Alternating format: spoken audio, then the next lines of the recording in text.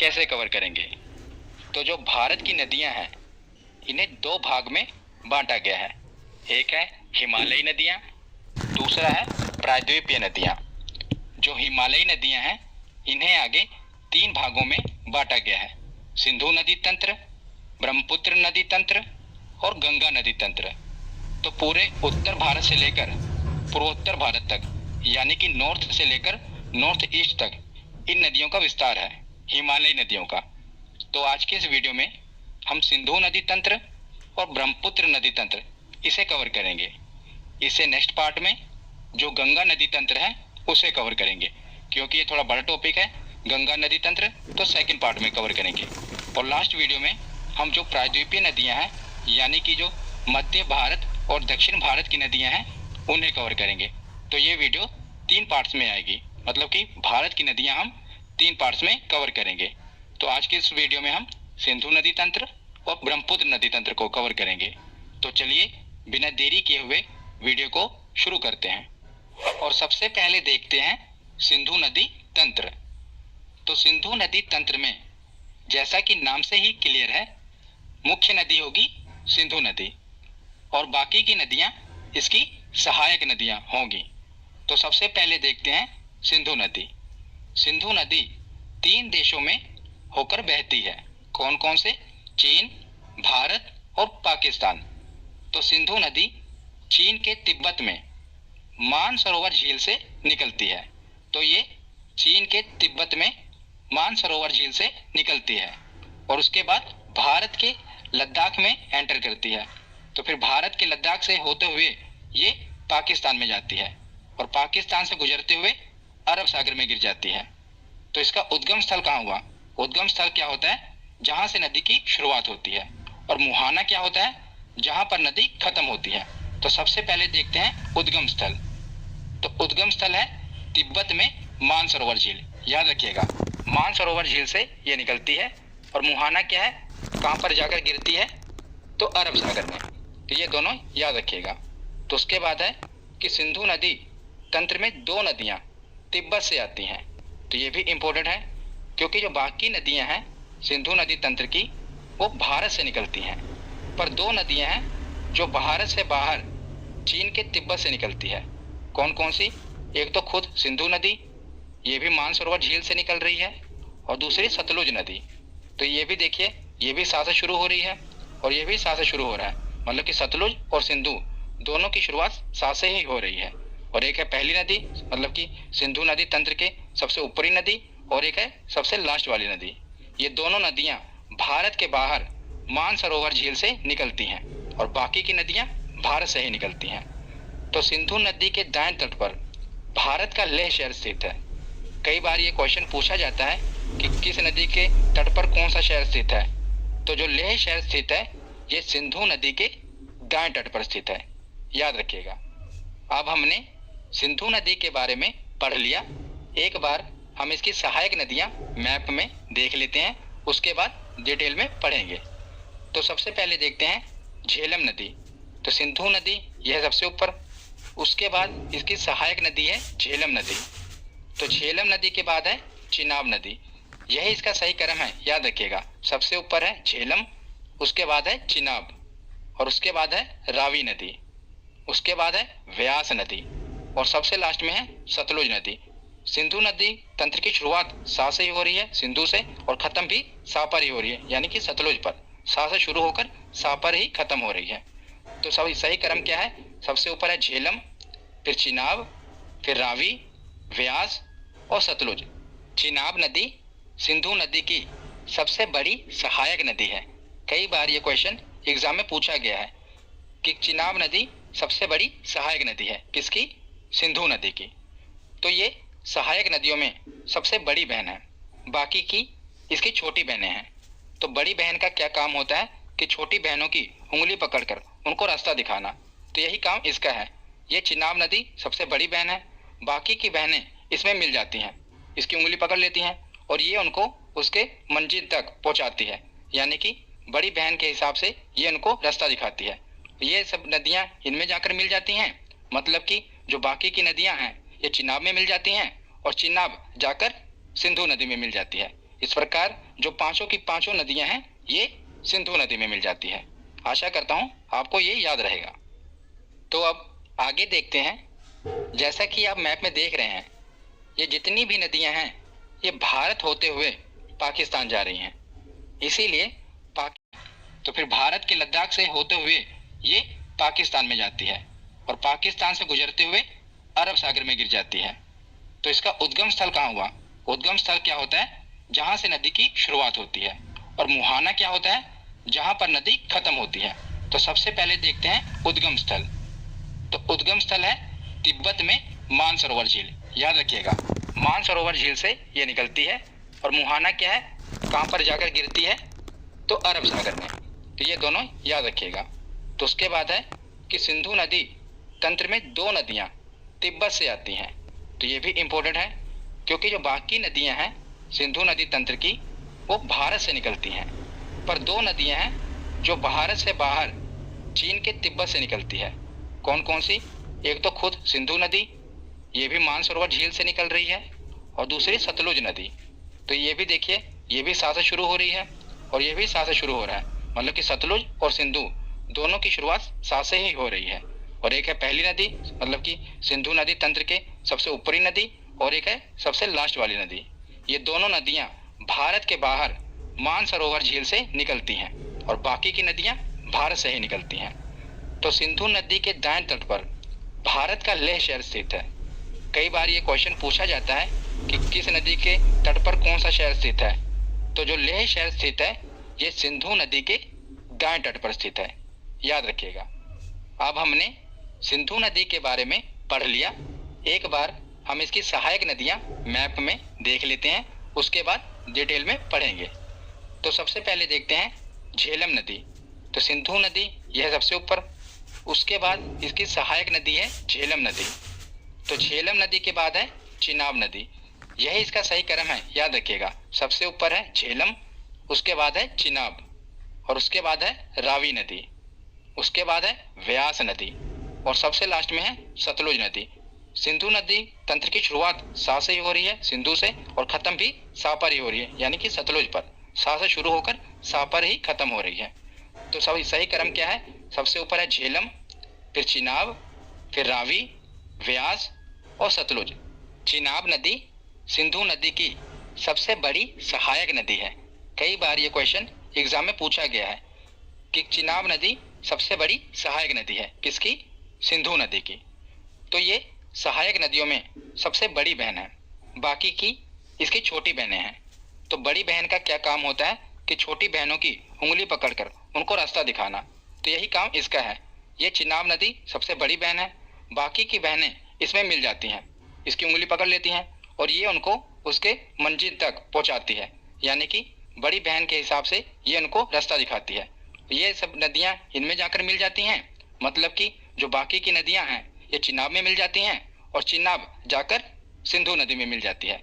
इस प्रकार जो पांचों की पांचों नदियां हैं ये सिंधु नदी में मिल जाती है। आशा करता हूं आपको ये याद रहेगा। तो अब आगे देखते हैं। जैसा कि आप मैप में देख रहे हैं, ये जितनी भी नदियां हैं ये भारत होते हुए पाकिस्तान जा रही हैं। इसीलिए पाकिस्तान को ये डर सता रहा था कि कहीं भारत इन नदियों को रोक न दे। इसीलिए भारत और पाकिस्तान के मध्य एक समझौता हुआ जिसे कहते हैं सिंधु जल समझौता। ये क्या है इसे देख लेते हैं। तो सिंधु नदी तंत्र के जल को लेकर भारत और पाकिस्तान के बीच 1960 में सिंधु जल समझौता हुआ, जिसे कहते हैं इंडस रिवर ट्रीटी। तो इस संधि पर भारत के तत्कालीन प्रधानमंत्री जवाहरलाल नेहरू जी और पाकिस्तान के तत्कालीन राष्ट्रपति अयूब खान ने दस्तखत किए थे। ये दोनों, एक प्रधानमंत्री और दूसरे पाकिस्तान के राष्ट्रपति, इन्होंने हस्ताक्षर किए थे। इनके बीच हुआ था इंडस रिवर ट्रीटी। तो इस समझौते में क्या निर्णय लिया गया? जैसा कि आप जानते हैं सिंधु नदी तंत्र में कितनी नदियां हैं? तो 6 नदियां हैं। तो 6 नदियों में से 3 नदियों का अधिकार, मतलब कि 3 नदियों के पानी का अधिकार पाकिस्तान को दे दिया गया और 3 नदियों के पानी का अधिकार भारत को दे दिया गया। तो ये कौन कौन सी नदियां हैं यही एग्जाम में पूछा जाता है। तो जो ऊपर वाली 3 नदियां हैं, सिंधु नदी, झेलम नदी और चिनाब नदी, इन तीनों नदियों के पानी के इस्तेमाल का अधिकार पाकिस्तान को दे दिया गया। और जो नीचे की 3 नदियां हैं, रावी, व्यास और सतलुज, इन तीनों नदियों का अधिकार भारत को दे दिया गया। तो ऊपर की 3 नदियों का इस्तेमाल पाकिस्तान करेगा और नीचे की 3 नदियों का इस्तेमाल भारत करेगा। तो इस समझौते के तहत जो ऊपर की 3 नदियां हैं, इनका पानी भारत नहीं रोक सकता। वहां पर विद्युत उत्पन्न कर सकता है, मतलब कि बिजली का उत्पादन कर सकता है, पर पानी नहीं रोक सकता। ये इसमें डिसाइड हुआ है। तो आशा करता हूं आपको सिंधु जल समझौता समझ आ गया होगा। तो अब हम एक एक करके जो सिंधु नदी तंत्र की सहायक नदियां हैं, इनको पढ़ते हैं। तो सबसे पहले हम शुरुआत करते हैं सिंधु नदी तंत्र की सबसे बड़ी सहायक नदी चिनाब से। तो चिनाब का उद्गम स्थल और मुहाना देख लेते हैं, क्योंकि एग्जाम में यही पूछा जाता है कि इस नदी का उद्गम स्थल बताओ, मुहाना बताओ, और जो विशेष बातें हैं वो भी हम पढ़ेंगे। तो सबसे पहले चिनाब नदी का उद्गम स्थल। तो चिनाब नदी कहाँ से निकलती है? बारालाचा दर्रा। ये मैंने आपको दर्रे की वीडियो में बताया था कि बारालाचा दर्रा कहाँ पर है, तो हिमाचल प्रदेश में है। तो चिनाब नदी निकलती है हिमाचल प्रदेश से, हिमाचल प्रदेश से निकलती है। और ये खत्म कहाँ पर होती है? तो आपको पता है, ये सभी नदियाँ सिंधु नदी में जाकर मिल जाती हैं। तो ये सिंधु नदी में जाकर मिल जाती है। तो उसके बाद सिंधु नदी अरब सागर में गिर जाती है। तो याद रखिएगा, ये बारालाचा दर्रा से निकलती है। और हिमाचल प्रदेश में चिनाब नदी को चंद्रभागा नदी के नाम से भी जानते हैं। तो इसे चंद्रभागा नदी क्यों कहते हैं? हिमाचल प्रदेश में 2 नदियां हैं, एक है चंद्र और दूसरी है भागा। तो ये दोनों नदियां जहां पर आकर मिलती हैं, वहीं से चिनाब नदी शुरू होती है। तो इसीलिए इसे चंद्रभागा नदी कहते हैं, क्योंकि चिनाब नदी चंद्र और भागा दोनों से मिलकर बनी है, इसीलिए इसे चंद्रभागा नदी भी कहते हैं। और ये जब एग्जाम में पूछा जाए, इसका हिंट याद रखना, ये दोनों चा से शुरू हो रही हैं। जितनी भी सिंधु नदी की सहायक नदियां हैं, इसी में से सिर्फ एक चिनाब नदी है जिसकी शुरुआत चा से होती है, और चंद्रभागा नदी की शुरुआत भी चा से होती है। तो ये एक हिंट है जिसे आप क्लिक करके याद रख पाएंगे कि चंद्रभागा नदी और चिनाब नदी दोनों एक ही हैं। तो उसके बाद देखते हैं कि चिनाब सिंधु नदी की सबसे बड़ी सहायक नदी है। ये मैंने आपको पहले ही बता दिया था कि जो चिनाब नदी है, ये सिंधु नदी की सबसे बड़ी सहायक नदी है। तो चिनाब नदी हमने देख ली। अब हम बाकी की सहायक नदियां एक एक करके देखते हैं। तो इनको मैंने एक ही स्लाइड में कवर कर दिया, इनका उद्गम स्थल और मुहाना और जो विशेष बातें याद रखनी है, तो इसे आप याद रख पाएंगे। ज़्यादातर यही पूछा जाता है कि इनका उद्गम स्थल कौन सा है, क्योंकि मुहाना तो आपको पता ही है कि जितनी भी सहायक नदियां हैं, ये चिनाब नदी में मिल जाएंगी और चिनाब नदी सिंधु नदी में मिल जाएगी। पर जो इसका उद्गम स्थल है, ये इम्पोर्टेंट बनता है। तो हम एक एक करके देखते हैं। तो सबसे पहले देखते हैं झेलम नदी। तो झेलम नदी का उद्गम स्थल है बैरी नाग झील। तो मैंने झील वाली वीडियो में आपको बताया था कि जितनी भी नाग नागिन वाली झीलें हैं, ये कहाँ पर हैं? तो ये हैं जम्मू कश्मीर में। तो झेलम नदी जम्मू कश्मीर के बैरी नाग झील से निकलती है। और मुहाना चिनाब नदी है, ये तो आपको पता ही होगा। तो इसे आप याद कैसे रख पाएंगे कि बैरी नाग झील से झेलम नदी निकलती है? तो जैसा कि इस झील में लिखा है नाग, तो इसके पीछे है ना नाग। तो जो नाग नागिन है, इनको कोई आम नदी नहीं झेल सकती। तो कोई ऐसी नदी हो जो इनको झेल पाए, तो इस नदी का नाम ही रख दिया गया झेलम। ये इतने नाग नागिनों को झेल रही है, इसीलिए इसका नाम पड़ गया झेलम नदी, क्योंकि ये बहुत से नाग नागिन को झेल रही है। एक तरीका है जिसे आप याद रख पाएंगे। तो ये भी याद रखना कि जो श्रीनगर है, ये झेलम नदी के तट पर है। साथ ही साथ जो इम्पोर्टेंट बातें हैं वो मैं आपको बता रहा हूँ। तो श्रीनगर झेलम नदी के तट पर है, याद रखिएगा। तो झेलम नदी के बाद देखते हैं रावी नदी। तो रावी नदी निकलती है रोहतांग दर्रा से। रोहतांग दर्रा मैंने आपको दर्रे वाली वीडियो में बताया था, ये है हिमाचल प्रदेश में। और इसका मुहाना तो चिनाब नदी, ये तो आपको पता ही होगा। तो रावी नदी निकलती है रोहतांग दर्रे से। रोहतांग, ये रा से शुरू हो रहा है, ये ऐसे हिंट है, एक याद रख लेना कि रा से ये भी है, रा से ये भी है। तो रोहतांग दर्रे से निकलती है रावी नदी।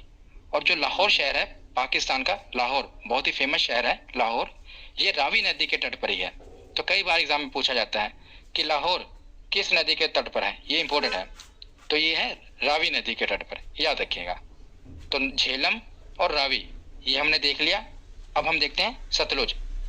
तो सतलुज नदी राकसताल, जो कि मानसरोवर झील है तिब्बत में, वहां से निकलती है। तो मैंने आपको शुरुआत में बताया था कि दो नदियां हैं, एक तो सिंधु नदी और एक है सतलुज नदी। दोनों साथ से शुरुआत हो रही है, एक है पहली और एक है आखिरी। ये दोनों भारत के बाहर मानसरोवर झील से निकलती हैं। इसी प्रकार जो सतलुज नदी है वो कहाँ से निकल रही है? मानसरोवर झील के राकेश से, याद रखिएगा। तो जो भाखड़ा बांध है ये सतलुज नदी पर है। कई बार एग्जाम में पूछा गया है कि भाखड़ा बांध किस नदी पर है, तो याद रखिएगा सतलुज नदी पर है भाखड़ा बांध। जितने भी बांध हैं इम्पोर्टेड, मैं उस पर एक वीडियो लेकर आऊंगा, पर अभी आप देख लीजिए कि सतलुज नदी पर है भाखड़ा बांध। तो उसके बाद है व्यास नदी। ये सिंधु नदी तंत्र की आखिरी सहायक नदी है। तो याद रखिएगा रावी और व्यास दोनों का उद्गम स्थल रोहतांग दर्रई है, जो कि हिमाचल प्रदेश में है। कौन कौन सा? रावी और व्यास। इसे अगर मैं आपको एक हिंट बताऊं तो ये आप ऐसे याद रख सकते हैं, जैसा कि मैंने आपको बताया था कि रावी नदी कहाँ से निकलती है, तो रा से शुरू हो रही है, रोहतांग दर्रे से। उसी प्रकार आप रावी लिख लीजिए, रावी। ये कहाँ से निकल रही है? रोहतांग दर्रे से। तो रा से रावी हो गया और वा से व्यास हो गया, तो दोनों रोहतांग दर्रे से निकल रही हैं। रावी से ही आप क्लियर कर लेना, एक हिंट है। रावी नदी लिखेंगे तो दोनों रोहतांग दर्रे से निकल रही हैं, रा से रावी और वा से व्यास। दोनों कहाँ से निकल रही हैं? रोहतांग दर्रे से। तो व्यास नदी इकलौती ऐसी नदी है जो भारत में ही शुरू होती है और भारत में ही खत्म हो जाती है। तो ये सतलुज नदी में जाकर मिल जाती है और सतलुज नदी इसे चिनाब नदी में मिला देती है। तो याद रखिएगा ये भारत में ही शुरू होती है और भारत में ही खत्म हो जाती है। और सबसे ज्यादा इंपॉर्टेंट है, पंजाब के हरिके क्षेत्र में सतलुज और व्यास का ये जहाँ पर संगम हो रहा है, यहीं से एक नहर निकलती है जिसे कहते हैं इंदिरा गांधी नहर। ये भारत की सबसे बड़ी नहर है, इसीलिए इंपॉर्टेंट है, याद रखिएगा। जहाँ पर सतलुज और व्यास का संगम हो रहा है यहीं से निकलती है एक नहर जिसका नाम है इंदिरा गांधी नहर, और ये हमारे भारत की सबसे बड़ी नहर है। तो सिंधु नदी तंत्र के बाद अब देखते हैं ब्रह्मपुत्र नदी तंत्र। तो ब्रह्मपुत्र नदी भी तिब्बत के मानसरोवर झील के पास से निकलती है। तो तीन नदियां हो गई जो मानसरोवर झील से निकलती हैं। कौन कौन सी? सिंधु, सतलुज और ये ब्रह्मपुत्र नदी। तो ये एग्जाम में पूछा जाता है कि मानसरोवर झील से कौन सी तीन नदियां निकलती हैं। तो तीन नदियां हैं सिंधु, सतलुज और ब्रह्मपुत्र। तो यह तीन देशों से होकर बहती है ब्रह्मपुत्र नदी। कौन कौन से? चीन, भारत और बांग्लादेश। तो ये चीन के तिब्बत से निकलती है और भारत में यहाँ पर अरुणाचल प्रदेश में है नामचा बरवा पर्वत। मैंने आपको पर्वत वाली वीडियो में बताया था। तो यहाँ से टकराकर ये यू टर्न लेती है और भारत में प्रवेश करती है। तो भारत से होते हुए ये बांग्लादेश में जाती है और बांग्लादेश से ये सीधा बंगाल की खाड़ी में जाकर गिर जाती है। तो याद रखिएगा चीन, भारत और बांग्लादेश ये तीन देशों से होकर गुजरती है। और ब्रह्मपुत्र की कुल लंबाई है 2900 किलोमीटर। इसकी टोटल लंबाई 2900 किलोमीटर है, पर भारत में इसकी लंबाई है 916 किलोमीटर। और ब्रह्मपुत्र भारत की सबसे चौड़ी नदी है, याद रखिएगा यह सबसे चौड़ी नदी है भारत की। और ब्रह्मपुत्र नदी को अन्य नामों से जाना जाता है, मतलब इसके और भी नाम हैं और यही इंपॉर्टेंट है। तो तिब्बत में इसे जानते हैं यारलुंग सांगपो नाम से। तो तिब्बत में ब्रह्मपुत्र नदी को कहते हैं सांगपो नदी। और अरुणाचल प्रदेश में जब ये अरुणाचल प्रदेश में एंटर करती है तो इसे कहते हैं दिहांग नदी। और यही नदी जब आगे बढ़कर असम में जाती है तो असम में कहते हैं ब्रह्मपुत्र नदी। और यही नदी जब आगे बांग्लादेश में जाती है तो वहां पर इसे कहते हैं जमुना नदी। तो इसके सभी नाम याद रखिएगा क्योंकि ये एग्जाम में पूछे जाते हैं। तिब्बत में कहते हैं। वैसे तो ब्रह्मपुत्र की बहुत सी सहायक नदियां हैं, पर जो इम्पोर्टेंट हैं मैंने वो कवर की हैं। यही ज़्यादातर एग्जाम में पूछी जाती हैं। अगर आप ग्रुप डी की तैयारी कर रहे हैं या खलासी की तैयारी कर रहे हैं तो सीधा बस सहायक नदियां याद रख लीजिए, वही पूछा जाएगा कि कौन सी सहायक नदी ब्रह्मपुत्र की सहायक नदी है।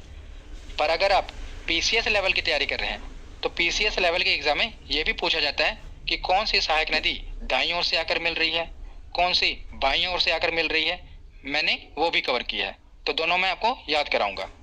तो सबसे पहले देखते हैं कि बाईं ओर से यानी कि लेफ्ट साइड से कौन सी मिल रही है। तो ये तो आपका दाईं ओर होगा, पर नदी का ये बाईं ओर होगा। क्यों? क्योंकि नदी ऊपर से आ रही है नीचे की ओर। अगर आप अपने आप को ऊपर से नीचे की ओर देखेंगे तो ये आपका दाईं ओर होगा और ये बाईं ओर होगा। तो इसी प्रकार हम तो नदी के हिसाब से देखेंगे ना, नदी ऊपर से नीचे की ओर आ रही है तो ये नदी का बाईं ओर है और ये दाईं ओर है। तो सबसे पहले देखते हैं कि बाईं ओर आकर कौन कौन सी सहायक नदियां मिलती हैं। तो चलिए बाईं ओर से शुरू करते हैं। तो सबसे ऊपर है दिबांग नदी, उसके नीचे है लोहित नदी, और याद रखिएगा लोहित नदी को खूनी नदी भी कहते हैं। एग्जाम में पूछा जाता है कि कौन सी नदी है जिसे खूनी नदी कहते हैं, वो है लोहित नदी। और दिबांग नदी और लोहित नदी दोनों इंपॉर्टेंट है, ज़्यादातर पूछी जाती हैं। उसके बाद है धनसिरी नदी और उसके बाद है कोपिली नदी। तो ये चारों नदियाँ ब्रह्मपुत्र की सहायक नदी हैं जो बाईं ओर से जाकर मिलती हैं। कौन कौन सी? दिबांग, लोहित, धनसिरी और कोपिली। तो इसे आप याद कैसे रखोगे ये मैं आपको एक कहानी से बताता हूँ, क्योंकि अगर आपको बाईं ओर वाली सहायक नदियाँ पता होंगी तो जो बाकी बची वो दाईं ओर से आएंगी। तो हम बाईं ओर वाली याद रखते हैं। तो चार नदियाँ हैं दिबांग, लोहित, धनसिरी और कोपिली नदी। तो कहानी क्या है कि जो ब्रह्मपुत्र नदी है ये भारत की सबसे चौड़ी नदी है। इसमें तैरना आसान नहीं है क्योंकि जो इसका प्रवाह है वो काफ़ी तेज होता है और काफ़ी चौड़ी नदी है। तो अगर किसी आदमी को जिसको स्विमिंग ना आती हो उसे इस नदी के पास ले जाया जाए और तैरने को कहा जाए तो उसका दिल जोर से धक धक करने लगेगा। वो डर जाएगा कि भाई मैं कैसे तैर पाऊंगा, इसमें तो बड़े बड़े जो स्विमर हैं वो भी तैर नहीं पाएंगे। तो याद रखिएगा उसका दिल धक धक करने लगेगा। उसी से हम याद रखेंगे। देखिए ये है दिबांग नदी और ये है लोहित, दोनों की शुरुआत हो रही है दिल। तो हो गया दिल, ये धनसिरी ध और आगे है कोपिली क। तो दिल धक से आप याद रखेंगे। ये तो आप याद रख लेंगे कि इसकी सहायक नदी है, पर अगर आपको ये याद ना रहा कि दाईं ओर से मिलती हैं तो कि बाईं ओर से मिलती हैं, ये कैसे याद रख पाएंगे? तो जो आपका दिल धक धक हो रहा है आप हाथ लगाइए, दाईं ओर हो रहा है या बाईं ओर, तो आपको पता चल गया होगा कि ये जो दिल है हमारा बाईं ओर है। तो इसे याद रख पाएंगे कि दिल धक धक हो रहा है तो बाईं ओर है दिल, तो ये बाईं ओर से मिलती हैं। तो ये आप याद रख लीजिएगा। तो उसके बाद देखते हैं अब हम दाईं ओर वाली नदियाँ। बाईं ओर वाली याद हो गई, अब दाईं ओर वाली देखते हैं। तो सबसे इम्पोर्टेंट है तिस्ता नदी जो है ये चोलामू झील से निकलती है। झील वाली वीडियो में मैंने आपको बताया था कि जो चोलामू झील है ये भारत की सबसे ऊंची झील है, सिक्किम में है। तो वहीं से निकलती है तिस्ता नदी और वहाँ से आकर ये मिल जाती है ब्रह्मपुत्र नदी में। उसके बाद है संकोश नदी और उसके बाद है मानस नदी और उसके बाद है सुबनसिरी नदी। तो ये चार नदियाँ हैं, ये मिलती हैं दाईं ओर से, और ये हैं चार नदियाँ ये मिलती हैं बाईं ओर से।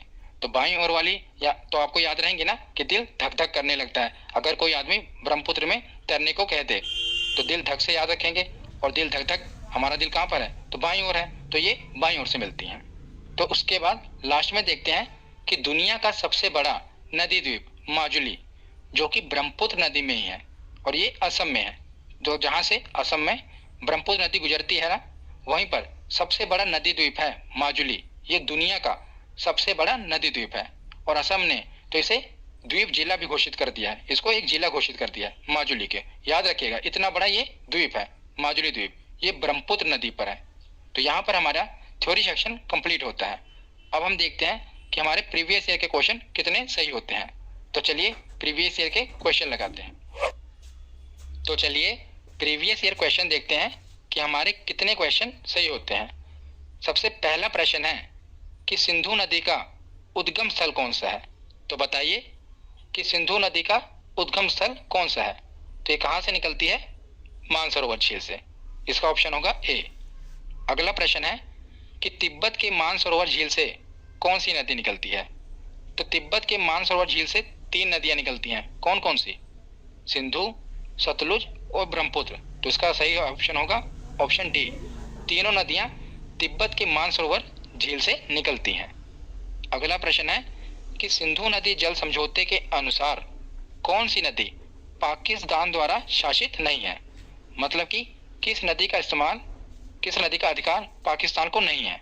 तो तीन नदियां थी ऊपर वाली, कौन कौन सी थी? सिंधु, झेलम और चिनाब। ये तीन नदियां हैं पाकिस्तान के अधिकार में। तो बची कौन? रावी। इस पर पाकिस्तान का शासन नहीं है, तो याद रखिएगा कौन सी? रावी नदी। अगला प्रश्न देखते हैं कि सिंधु नदी की सबसे बड़ी सहायक नदी कौन सी है? तो कौन सी है सबसे बड़ी सहायक नदी? तो ये है चिनाब नदी। यही है ना सबसे बड़ी बहन चिनाब नदी, यही सिंधु नदी की सबसे बड़ी सहायक नदी है। अगला प्रश्न है कि मानस नदी किस नदी की सहायक नदी है? तो बताइए मानस नदी किस नदी की सहायक नदी है? तो ये है ब्रह्मपुत्र नदी की सहायक नदी। और बताइए दाईं ओर से मिलती है ये बाईं ओर से? तो दिल धक में तो ये आ नहीं रहा ना, दिल धक तो बचा है ये, तो ये राइट साइड से मिलेगी, मतलब कि दाईं ओर से, तो याद रखिएगा। अगला प्रश्न है कि भारत में सांगपो नदी को किस नाम से जाना जाता है? तो सांगपो नदी को किस नाम से जानते हैं? तो ब्रह्मपुत्र नदी के नाम से जानते हैं भारत में। सांगपो नदी को मतलब कि ब्रह्मपुत्र नदी को तिब्बत में कहते हैं सांगपो नदी, और भारत में अरुणाचल प्रदेश में कहते हैं दिहांग, और असम में कहते हैं ब्रह्मपुत्र। अगला प्रश्न है रावी नदी का उद्गम स्थल कौन सा है? तो बताइए रावी नदी कहाँ से निकलती है? तो मैंने आपको बताया था दोनों की शुरुआत हो रही है रा से, तो इसका सही ऑप्शन होगा ऑप्शन ए, रोहतांग दर्रा। रोहतांग दर्रे से निकलती है रावी नदी। अगला प्रश्न है कि अरुणाचल प्रदेश में प्रवेश करने के बाद ब्रह्मपुत्र नदी को किस नाम से जाना जाता है? तो जब ये अरुणाचल प्रदेश में प्रवेश करती है ब्रह्मपुत्र नदी, तो इसे किस नाम से जानते हैं? तो इसे कहते हैं दिहांग नदी। अरुणाचल प्रदेश में प्रवेश करती है तो दिहांग कहते हैं, जब असम में जाती तो इसे ब्रह्मपुत्र कहते हैं, याद रखिएगा। तो अगला प्रश्न है कि हिमाचल प्रदेश में चंद्रभागा नदी किसको कहते हैं? तो बताइए इसकी भी ट्रिक क्या थी? तो चा से शुरुआत हो रही है, चा से इसकी भी शुरुआत हो रही है, तो चंद्रभागा नदी को ही चिनाब नदी कहते हैं। चिनाब नदी को चंद्रभागा नदी क्यों कहते हैं? क्योंकि ये चंद्रा और भागा नदी से मिलकर बनी है, इसीलिए इसे चंद्रभागा नदी कहते हैं। अगला प्रश्न है कि भारत की सबसे चौड़ी नदी कौन सी है? तो बताइए कौन सी है चौड़ी नदी? तो ये है ब्रह्मपुत्र नदी। अगला प्रश्न है कि दुनिया का सबसे बड़ा नदी द्वीप माजुली किस नदी पर है? तो माजुली नदी द्वीप है ब्रह्मपुत्र नदी में। कहाँ पर? असम में। और आज की वीडियो का आखिरी प्रश्न है कि लाहौर किस नदी के तट पर है? तो लाहौर किस नदी के तट पर है? तो ये है रावी नदी। मैंने आपको कहा था ये इंपॉर्टेंट है, याद रखिएगा कि लाहौर किस नदी के तट पर है? तो रावी नदी के तट पर। तो यहाँ पर हमारा सिंधु नदी तंत्र और ब्रह्मपुत्र नदी तंत्र दोनों खत्म हो गया। हमने प्रीवियस ईयर क्वेश्चन भी देख लिए। इसे अगली वीडियो में हम देखेंगे गंगा नदी तंत्र। तो आशा करता हूँ आपको ये वीडियो समझ में आई होगी। कैसी लगी ये वीडियो